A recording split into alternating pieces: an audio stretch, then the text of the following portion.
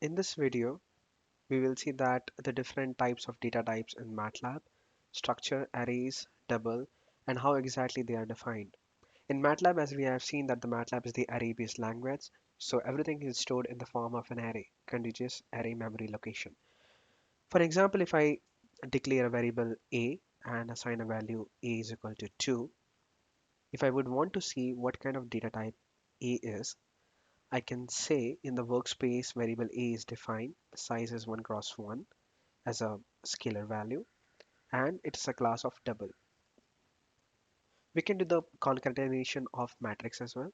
For example, if I say a rand and 5 5, and what I can do is I can create another matrix b, and I can concatenate a with a over here. So b is going to be matrices which is going to get concatenated horizontally. If I would like to do it vertically, I just need to put a semicolon over here. So the first row is the matrix A, the second row is another matrix A. If I would like to get the transpose of matrix A, I can simply write as this one.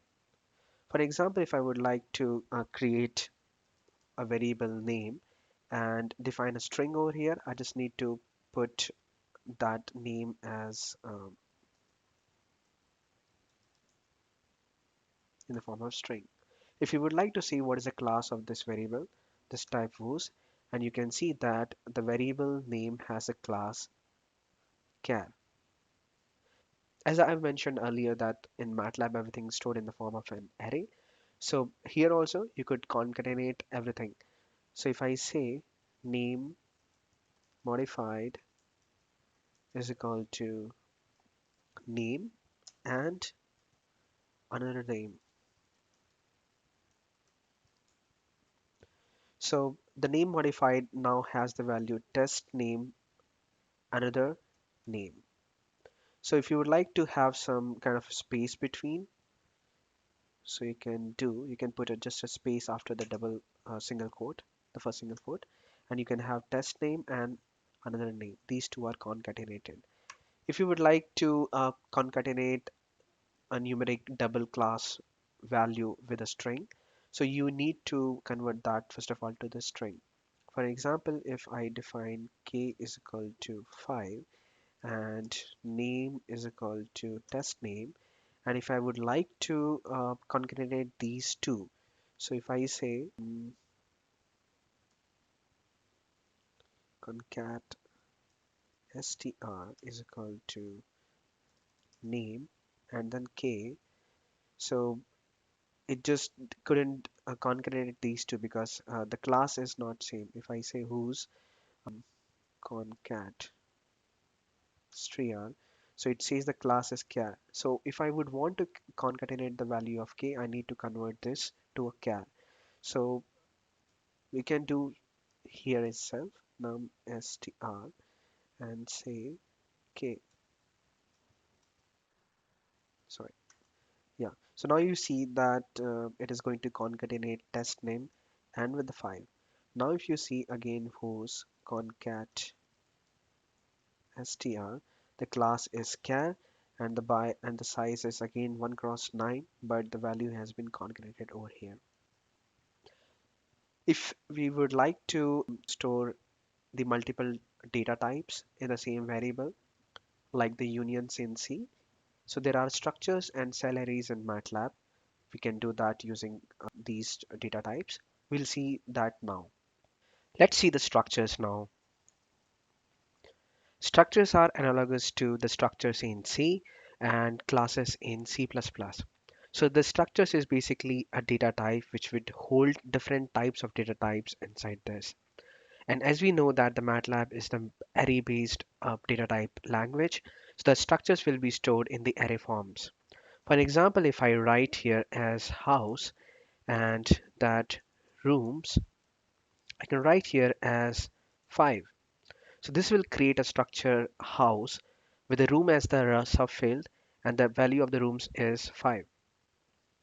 Now for an example, if I would like to append other fields to this structure, I can say house and the number of gates.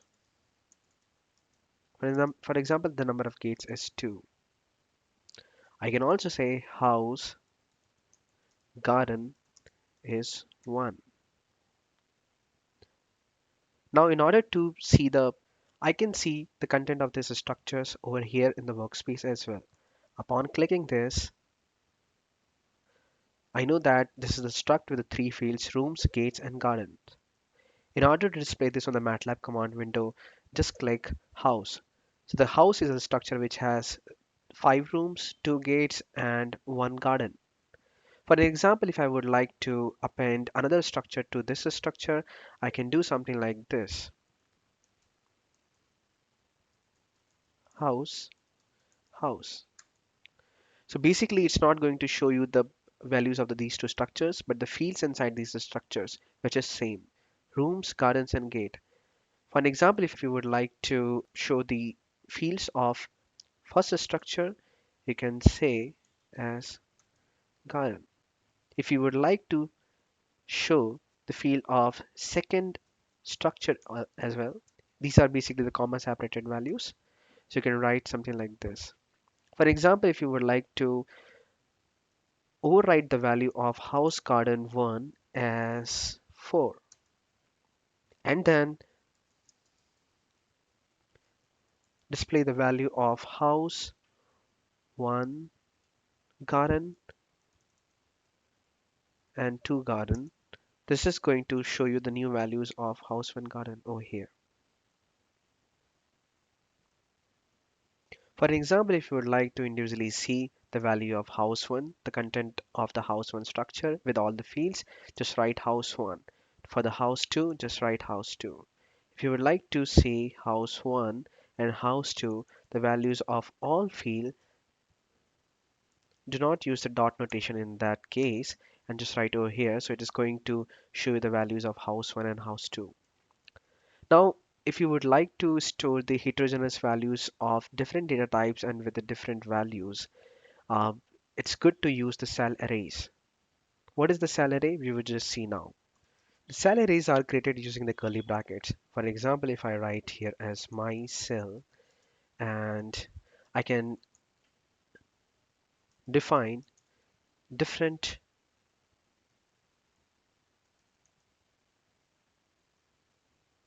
I can define different data types over here.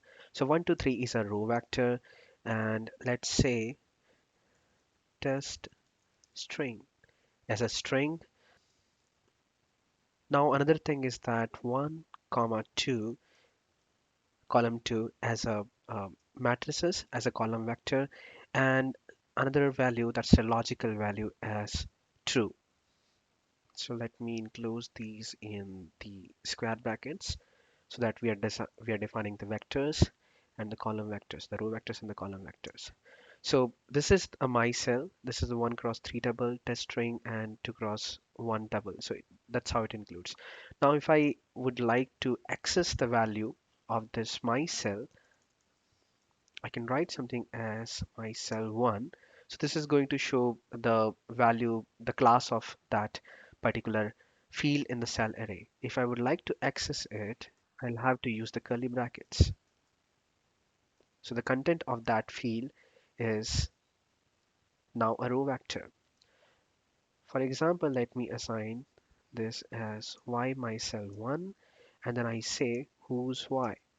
So it's going to show me the class is double. While if I do whose my cell, the class over here is a cell array.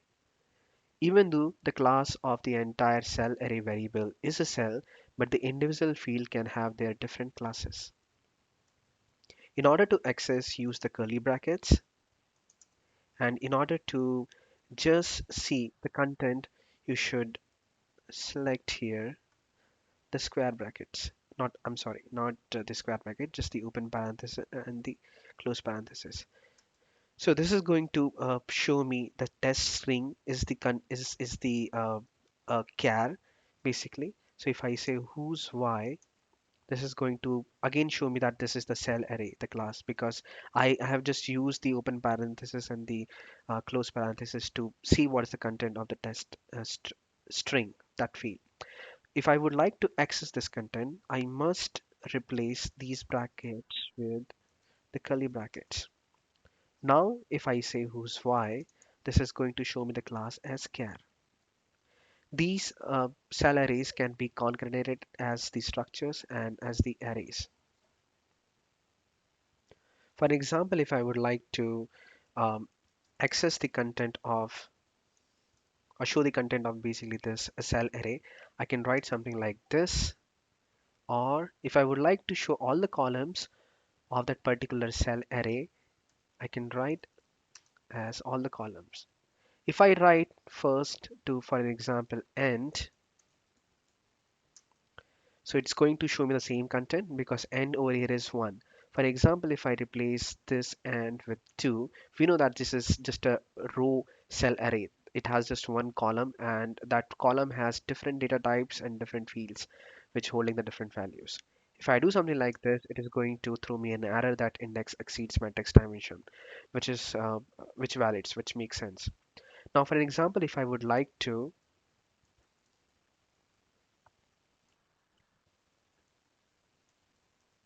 access the content, so it's going to show me the content of all the field over here. So basically, if you would like to access the contents, you must use the curly brackets. And if you would like to just see what is the content, use the open parenthesis and the close parenthesis. Now, for an example, if I would like to just assign it to another cell, and if I say my cell, so the second cell is just copied with the my cell. For an example, if I would like to copy the content of suppose one row and the first column, then the second cell will get copied with the first, second, and third. But now if you see the class of second shell here as this is the class table. So even though I'm copying a content, I'm copying particular field from my cell array to another cell, the class is not cell over here. If you would like to copy particular contents, some contents of your cell array to another variable, and you would like that variable to be a cell array, you must enclose that in the parenthesis like this. Now, if I say whose second shell, see the class is now cell. So this is how you can even append the data. So for example, if I say second shell as my11 and my cell, sorry. So here the second shell is the concatenation of two cell. The original is the my cell, and then again one the my cell 1 1. So basically my cell and the my cell, the content is the first row and the first column that gets appended. If you'd like to see second cell, and the content is basically over here is now first row, it's going to show you the content as uh, the content of the first element. First element is nothing but the another cell. If you would like to show the content of another field, you must write as 2. This is going to show you the content of another cell array, which is the field. So this is how we are trying to include two cells inside one shell.